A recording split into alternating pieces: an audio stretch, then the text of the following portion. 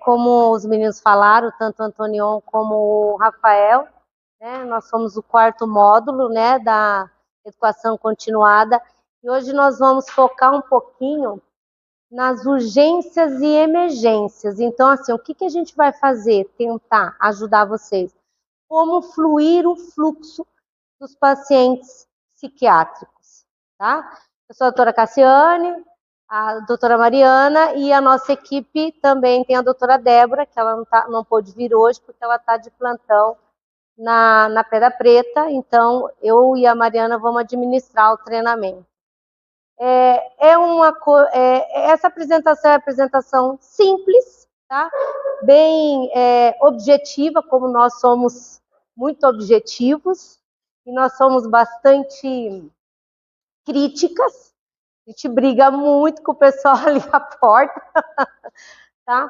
Para que quando a gente chegue a fazer a visita, o paciente realmente esteja preparado para que nós possamos tomar realmente as devidas condutas psiquiátricas, tá? Então, assim, nós não estamos ali para fazer o diagnóstico de uma pneumonia, o diagnóstico de um distúrbio hidroeletrolítico, o diagnóstico de uma infecção de urina, né? Porque isso a parte clínica sabe fazer. Não que nós também não saibamos fazer, mas tudo que a gente faz da parte clínica implica em um dia, 12 horas, 24 horas, porque a gente faz, passa e fica tudo novamente. Então, hoje vai ser para a gente realmente ver como que segue o fluxo, tá? Se tiverem dúvidas fora disso aqui, a gente pode estar discutindo também, mas ficou bem objetivo na parte da urgência e das emergências psiquiátricas, como chegam os pacientes da porta, tá? Uma coisa também que a gente vai focar bastante hoje, que hoje acabou o mito que paciente psiquiátrico não pode ser colocado à mão. Acabou o mito que o paciente psiquiátrico não pode fazer ausculta cardíaca, ausculta pulmonar, apalpar um abdômen. A gente sabe que na medicina a clínica ela é soberana. E o que a gente vê muito nos pacientes psiquiátricos é que os médicos eles têm um pouco de receio, um pouco de medo de avaliar a parte clínica desses pacientes. E o que acontece, o que me deixa muito intrigada, e eu acho que a Mariana e a Débora também, é que a entrevista é pobre, a avaliação clínica é pobre da porta, você está entendendo? E o diagnóstico nada a ver com o que o cara tem, tá? Então, assim, se vocês não são obrigados a serem especialistas, vocês não são obrigados a saberem tudo. Vocês só precisam descartar o que é clínico, porque o que é psiquiatra vocês podem deixar que nós vamos dar conta, tá? Então, assim, não tenham medo de chegar ao paciente, não tenham medo de palpá-lo, não tenham medo de examiná-lo, tá? Porque isso é importante, e a história primeira que você escolhe nunca é a primeira que eu colho, nunca é a primeira que a Mariana colhe. Porque quando eu chego, ou a Mariana chega, ou a Débora chega, o paciente já não está mais agressivo, muitas vezes ele já não está mais em surto psicótico, muitas vezes ele já não está com o discurso desorganizado, tá? Então, assim, colher a história clínica do paciente e a anamnese do paciente é primordial para nós, tá? Então, assim, a gente bate muito em cima disso nos médicos da porta. A gente tem um protocolo de entrada, eu queria reforçar com vocês esse protocolo de entrada, que no momento que for colhido essa história clínica, feita a história, a anamnese, a gente pede que vocês não deixem os pacientes para nós sem solicitarem os exames básicos, que tem todo o protocolo. Quem tiver dúvida, estiver entrando, não souber, nós estamos aqui à disposição para ajudá-los. Por quê? Porque através, muitas vezes, desses exames, os pacientes apresentam alterações de distúrbio hidroeletrolítico e está fazendo uma síndrome psicótica. Um idoso que nunca teve nada abriu um surto psicótico. Idoso não tem esquizofrenia com 70 anos. Idoso não tem esquizofrenia com 50 anos. Esquizofrenia é uma doença que começa adulto, jovem, adolescência e chega na parte da velhice. Tá? Então, demência nunca abre-se um quadro assim. Então, sempre é clínico, e é isso que a gente vai falar aqui. Clínico, clínico, clínico. Infecção de urina é clínica. Idoso que chega na porta dizendo que está desorientado, está fazendo infecção de urina ou infecção de pulmão, ou uma hiponatremia ou uma hipocalemia. Não é nada psiquiátrico. Por que eu estou dizendo isso? Isso tudo eu vou falar primeiro, porque depois nós vamos falar aqui. O cara chegou lá na porta e disse assim, eu vim aqui porque eu tô com uma dor, fiz até um ensaio hoje porque eu vou contar um caso. Eu cheguei aqui porque eu tô com uma dor abdominal que fazem, sei lá, 2, 3 dias, eu já tive vômito, diarreia, e nesse meio termo da entrevista, o médico pergunta, o senhor tem alguma comorbidade? Tenho. Eu sou esquizofrênico e tomo medicação para esquizofrenia. Não tem mais nada clínico. O médico deixou ele lá para ele ser avaliado pela parte da psiquiatria. Então, assim, isso acontece com frequência. Tá? Nós atendemos semana retrasada e eu fiquei surtada, 5 horas da manhã na UPA, uma paciente que chegou lá com uma depressão profunda, que não conseguia falar, estava apática, claro, ela estava apática, ela tinha uma hemoglobina de 4, um hematócrito de 12, hipertensa, diabética, compensava. Ela pode ter uma depressão? Claro que ela pode ter, mas ela precisa viver para ter depressão. Morta, ela não vai ter depressão. Então, você entende? Então, a parte psiquiátrica, ela é geralmente o último, não é o primeiro. E a mulher ficou lá quase 24 horas para eu, no outro dia, avaliá-la. E eu surtei na madrugada. Saí gritando e chamando a parte da clínica, porque não era possível uma coisa dessa. Então, assim, é importante fazer todo o protocolo, solicitar os exames, mas nós precisamos que vocês avaliem os exames. Se tem uma hiponatremia, vai esperar que eu ou a Mariane passe, ou a Débora, para poder solicitar uma correção de sódio e potássio. A Larissa sabe, nós ficamos quantos dias com o cara lá? 7 dias tentando corrigir uma hipocalemia do cara. 48 horas sem internar. Então, assim, são coisas muito básicas, tá? Que gera custo e tempo e a parte também da humanização, gente, tá? Eu falo que nós devemos tratar nossos pacientes, e principalmente os pacientes psiquiátricos, olhar com compaixão, olhar com amor, porque eles estão sofrendo, realmente eles estão sofrendo. Então, eu sempre digo que eu não sinto a sua dor, mas eu tenho que ter a sensibilidade de entender a dor do cara que está com uma depressão profunda, que chega lá pedindo uma misericórdia, porque ele vai sair dali e dar um tiro na cabeça. Eu não sinto a dor dele, eu não entendo a dor dele, eu compadeço com a dor e eu faço a parte técnica. Muitas vezes, a maioria não faz. Tem medo, né? O medo. Não precisa ter medo, eles não vão matar ninguém, agredir ninguém. Conversem com eles cara a cara, olho no olho. O contato visual com o paciente psiquiátrico, né, Mariana, é extremamente necessário e importante, tá? Essa introdução é só para a gente entender que para que a gente faça uma boa urgência e emergência, tem que se fazer o básico na porta, tá bom? Vamos lá. Então, olha lá, por que falar em urgência e emergência psiquiátrica? Eu acho que todo mundo já entendeu, né, que as doenças mentais é o que vai matar e acabar com o mundo agora. Ninguém vai morrer mais de AIDS, de sífilis, sei lá, de nada. Eles vão morrer, por quê? Porque as doenças psiquiátricas é a doença do século, do milênio. Depois do Covid, ela sempre esteve ali.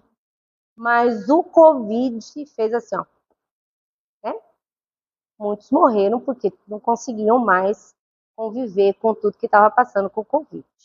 Então, assim, ó, o aumento expressivo de admissões psiquiátricas em unidades de pronto atendimento tá absurdo. Os meninos que estão na porta, eles sentem isso que eles triam, filtram muito, porque senão todo mundo chega lá querendo ser internado ou querendo ser avaliado.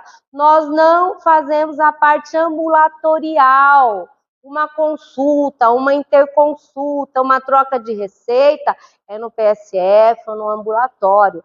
Pronto-socorro é para urgência e emergência, tá? Existe uma grande demanda, né, muito alta, uma estrutura muito limitada, como o Rafael comentou. Então, assim, a princípio queriam colocar uma ala psiquiátrica na UPA. Pronto, ia virar outro Paulo de Tarso. Não tem mais paciente clínico, todo mundo ficou maluco. Então, todos aqueles leitos lá seriam psiquiátricos, e nós não temos nem estrutura física, nem estrutura humana e nem verba para bancar isso, porque nós estaríamos virando referência novamente. Nós vamos melhorar a estrutura física de acolhimento, mas nós não vamos ter uma ala psiquiátrica como se nós tivéssemos uma ala ortopédica lá, não existiria mais o hospital regional e nem mais o Paulo de Tarso, tá? E a gente precisa falar também porque existe um modelo assistencial em transição, né? Se reduziu muitos leitos hospitalares, né? E o foco em atenção comunitária. Então, assim, está tendo uma reforma psiquiátrica aí, ainda nada se decidiu, como a vereadora Marilza também falou, que está tudo em andamento, né? Muitos hospitais psiquiátricos foram fechados, né? Depois que saiu aquela lei que não era para ter mais hospital psiquiátrico, internação compulsória por psiquiátrica. Então, assim, está todo um embolamento, só que a doença está crescendo. A doença está crescendo. Né? Ninguém escolhe ter ansiedade ou ter depressão. Tá? Vai, Mari. Olha lá, ó. Entre os conceitos importantes, nós vamos falar um pouquinho o que é emergência e o que é uma urgência psiquiátrica. Dentro das emergências, um distúrbio do pensamento, né? O paciente começou a ter pensamentos, sei lá, fora da casinha, tá? Sentimentos ou ações que envolvem risco de morte para ele ou para o outro, né? Ou risco social grave, necessitando de intervenções imediatas e inadiáveis, né? Isso aqui, ó, tempo medido em minutos ou horas. Isso é emergência, é agora. Não é daqui 2 dias, não é daqui 48 horas. Nós passamos uma vez por dia na UPA. Então, assim, ó, se vocês não fazem o primeiro atendimento de horas, eu vou ver esse paciente com quase 24 horas. Já morreu. Como já aconteceu, tá? Então, quais são esses conceitos, assim, os exemplos? Delírio tremens, que vocês já sabem, confusão mental, agitação, pode ter até convulsão. Né? O paciente está muito agressivo, né? Tem suicídio ou tentativa iminente de suicídio, eu vou me matar mesmo, tá? Fez uso exagerado, toxicidade por drogas, né? O estupor depressivo, aquele paciente que é apático, está extremamente, não responde a nada, né? Ou ele está numa excitação maníaca, eu sou poderoso, eu vou ser presidente do Brasil. Aquelas coisas enlouquecidas, grandiosas, né? Tá? Automutilação, que a gente vê muito em adolescente por estupro, tá? Por abuso sexual. A maioria, né? Pacientes que já têm o juízo crítico está extremamente comprometido e uma severa autonegligência, né? O paciente não toma banho, o paciente não come, dentição, toda aquela coisa. Alguma dúvida? Eu falo igual um trator, tá? Se vocês não me pararem. Eu falo, não. Isso é uma emergência, é minutos e horas. Uma urgência é importante também, mas nós temos um pouco... Eu tô te vendo bonito, você acha que eu te esqueci? Ah, você quer perguntar?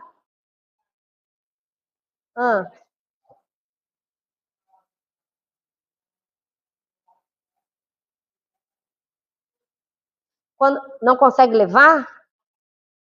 Então, assim,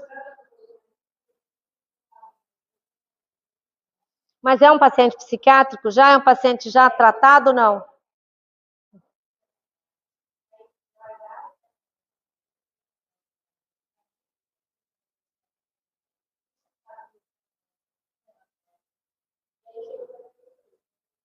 Ó, se o paciente está agressivo, o paciente não quer fazer nada, e com agressividade, com sinais de negligência, tem que chamar o SAMU traz. O SAMU sempre vai ser elas também. Isso. É. Hã? Hã? Hã? Sim, sim. Sim. O SAMU sempre vai ser. Mário, põe um pouquinho de água.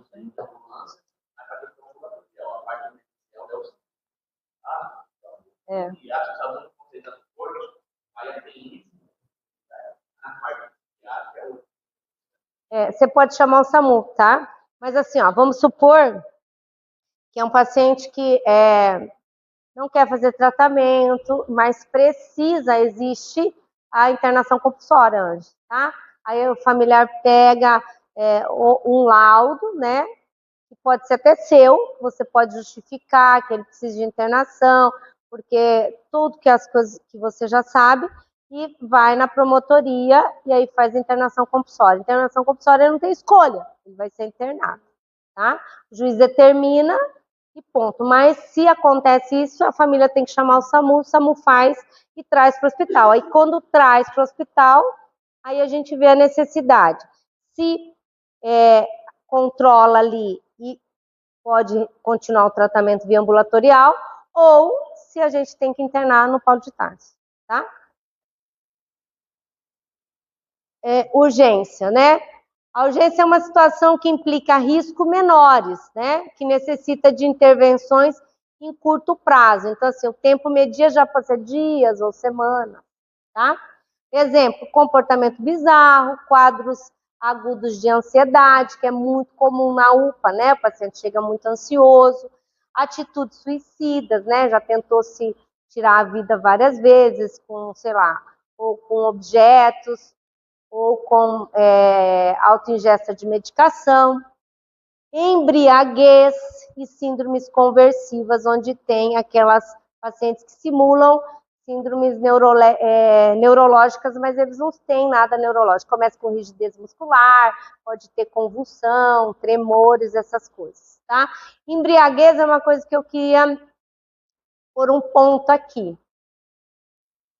A maioria dos pacientes embriagados que chegam na UPA, muitos não são reavaliados.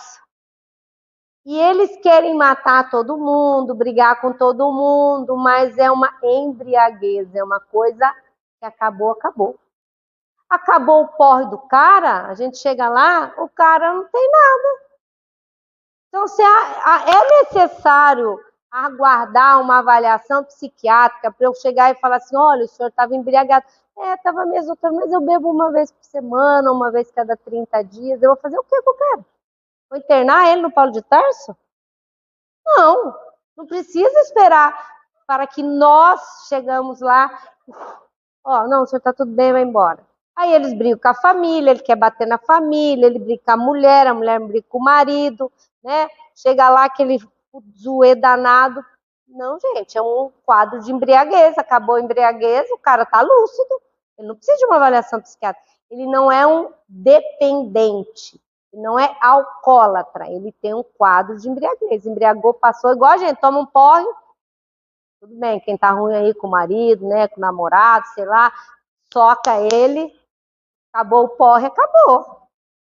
Né? Então, eu acho que esses casos devem ser reavaliados, tá? Porque a gente chega lá e dá alto pro cara, e o cara fala assim, eu fiquei aqui a noite inteira fazendo o quê? Eu falei, curando seu porre, agora você pode ir embora. E eu falo desse jeito. Ele não tem histórico, tá? Ele não é dependente, não tem necessidade de ser internado, né, para psiquiatria. Só enche a nossa sala, nós temos uma única sala, a sala 4. Quem não conhece, vai lá na sala 4.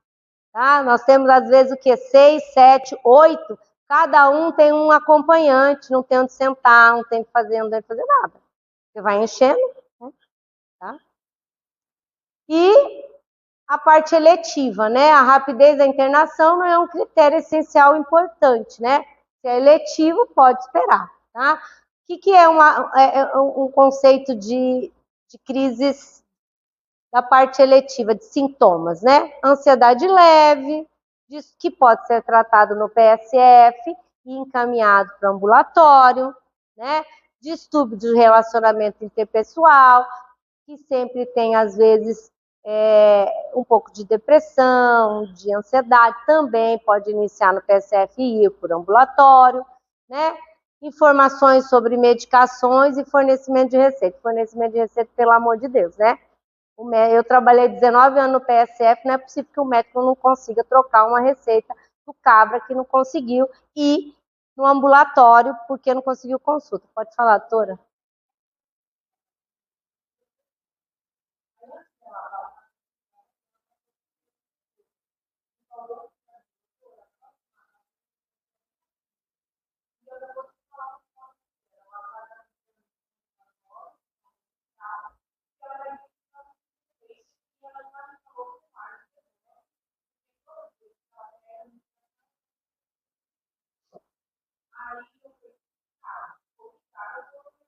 Certo.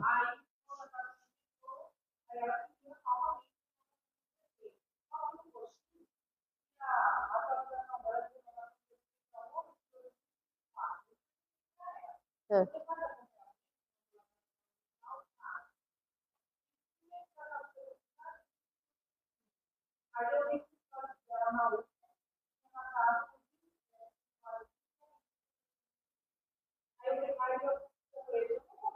Tá certo?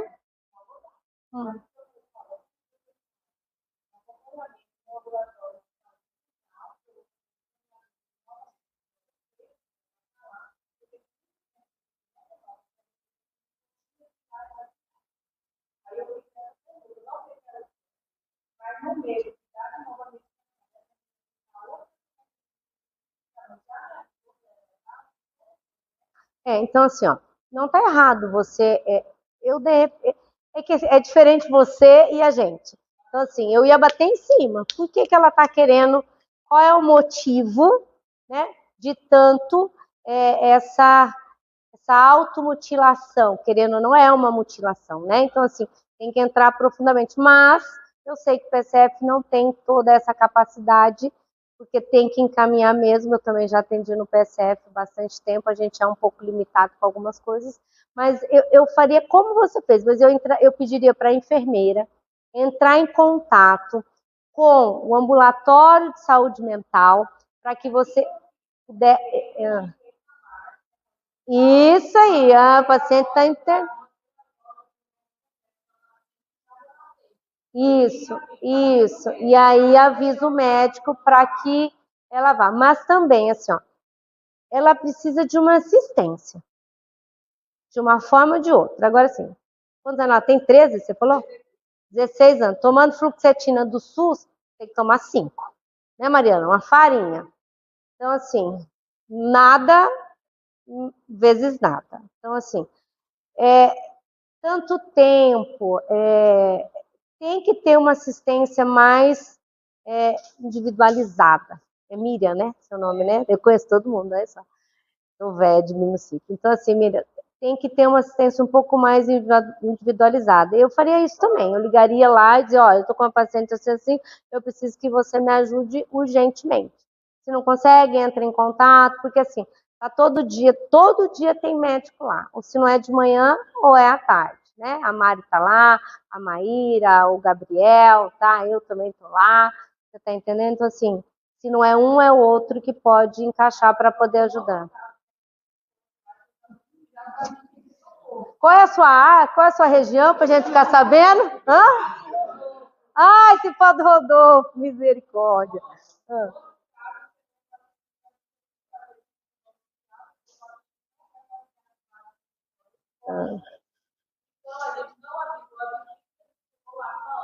Uhum.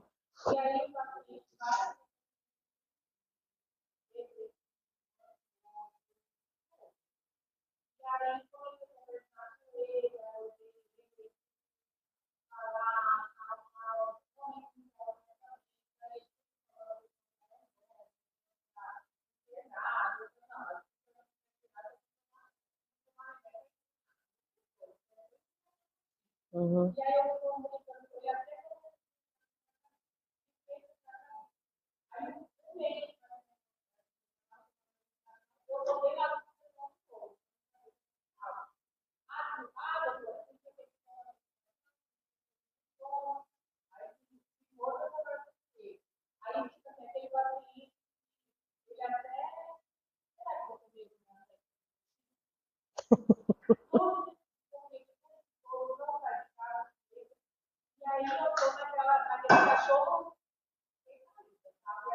Mato sem cachorro.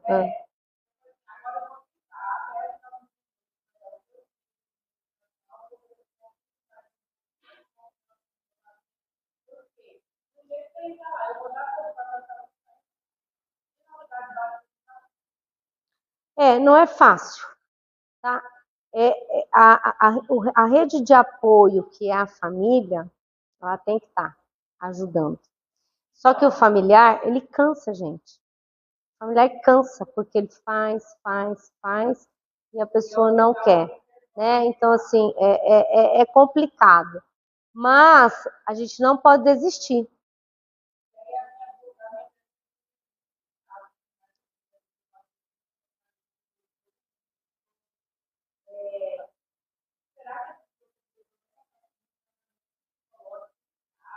Acho que tem, né, Mari? Tem.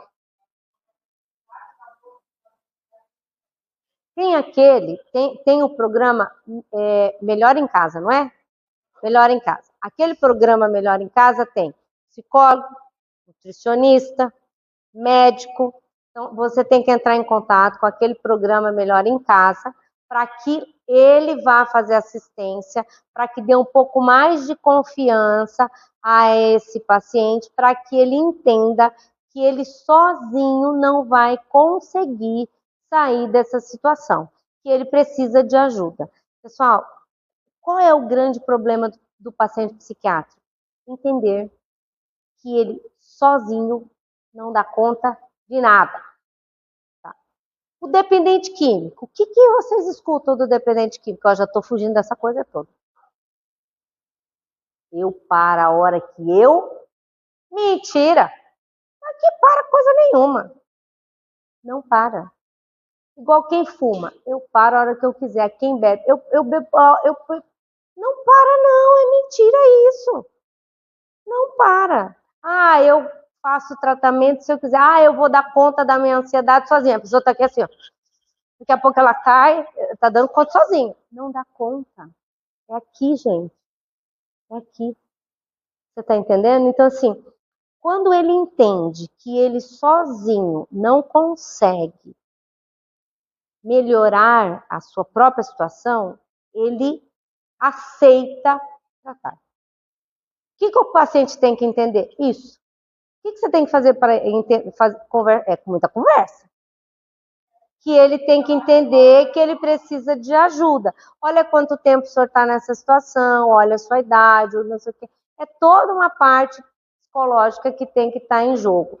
O paciente dependente, ele só entende que precisa tratar quando ele sabe que ele não consegue sozinho. Porque, gente, é uma dependência. Nós não estamos com um monte de paciente dependente de morfina, tramadol, lá na UPA? É a mesma coisa? Você acha que esse paciente não tem que tratar igual o dependente químico? Claro que tem que tratar.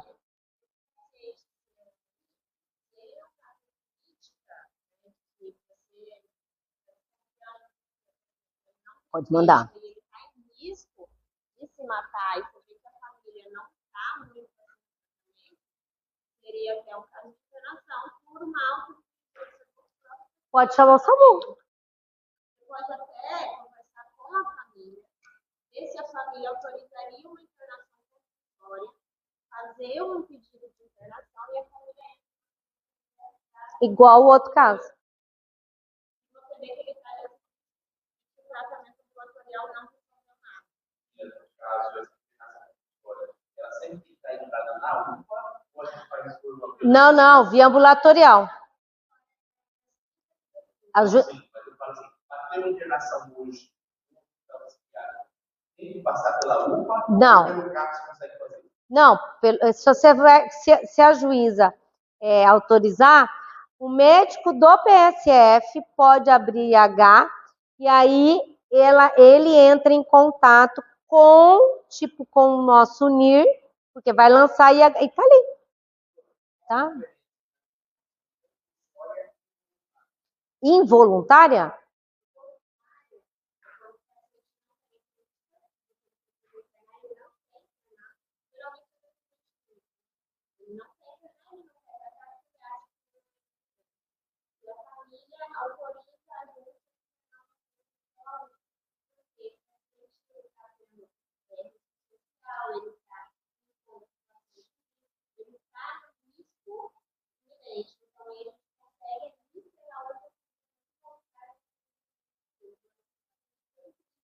Não E consegue. ele não quer internar. E a compulsória, o juiz que decide, né? A família decide e o juiz decide. Os pacientes que eles estão lúcidos, orientados, né, com a crítica preservada, eles têm opção de não se internar. O Hospital Paulo de Tarso não fica mais com esses pacientes.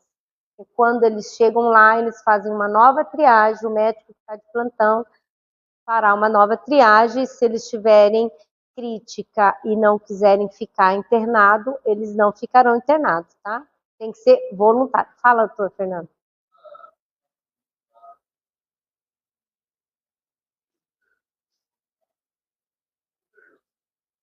Eu não conheço essa não. Você conhece? É da Mariana. Aí, tá vendo? Você fazendo Mariana, tudo problema, cara.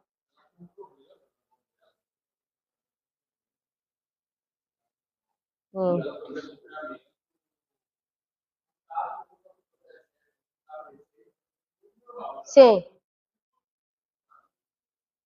Ah. Não mora com ela.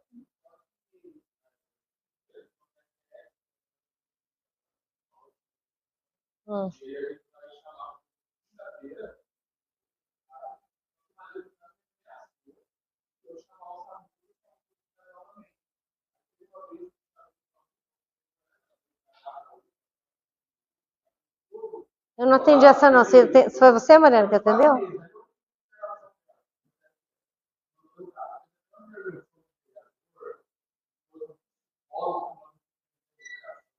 Eu não.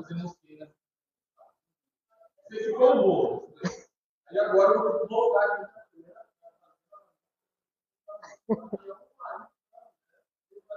Tá, mas como é. Mas assim.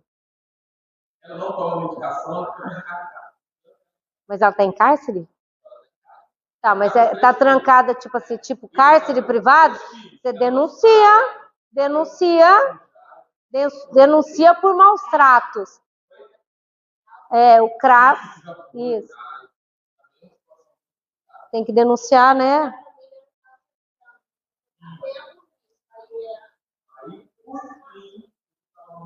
Ah.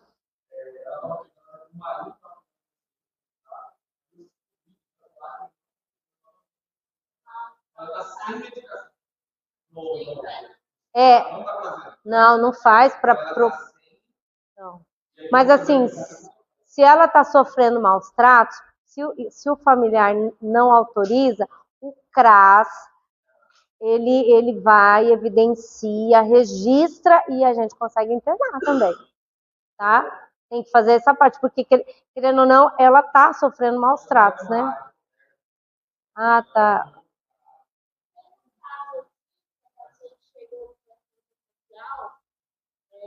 E ela ia ser retirada da casa.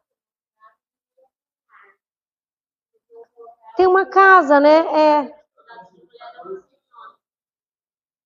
Uma casa de mulheres. Como é que é o nome daquela?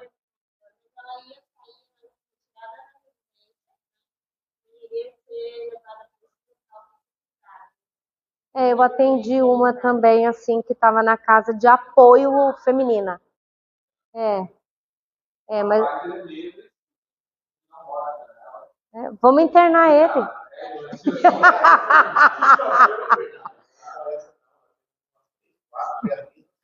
Eu tenho uma aqui.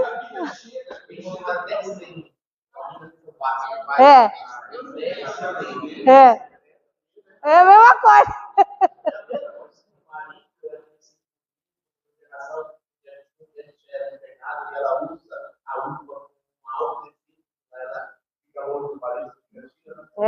A gente tem um monte assim. Vamos lá? Peraí, pessoal.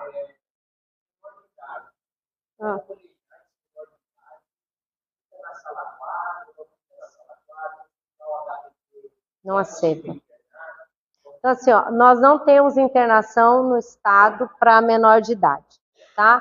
Então, o que esses pacientes que têm risco iminente de suicida, a gente deixa a observação ali, às vezes quando tem um leito na clínica, né, a gente, no repouso da clínica, a gente ocupa esse leito, mas são pacientes que ficarão internados ali 10, 15 dias até o efeito pleno da medicação. A gente já ficou 3 semanas, né, com aquela moça, uma menina uma vez, né? Nós ficamos 3 semanas, uma menina do abrigo, com bastante problema familiar, mas daí ele ficou na parte do repouso da clínica, mas é difícil porque nós não temos um ambiente preparado. Até a Mariana solicitou internação fora do estado, né, Mariana?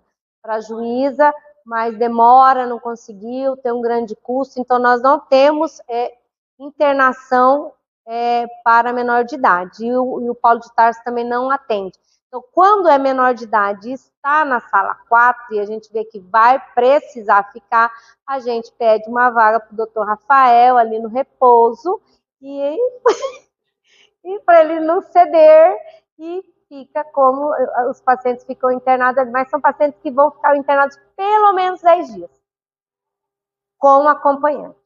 Muitas vezes o acompanhante é o agressor e a gente precisa, às vezes, tirar o acompanhante, é bem difícil também, tá? Certo?